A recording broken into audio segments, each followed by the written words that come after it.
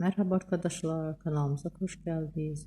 Bugün sizler için güzeller güzeli Demet Özdemir ve yakışıklı oyuncumuz Can Yaman'dan güzel paylaşımlar sizler için hazırladık. Onlar erkence Kuş dizisinde beraber rol almış ve sevgili olmuşlar. Ve dizi bittikten sonra yollarına ayrılmış ve Can Yaman İtalya'ya gitmiş ve orada yeni dizide rol almıştı. Biz de sizler için onların romantik fotolarını hazırladık.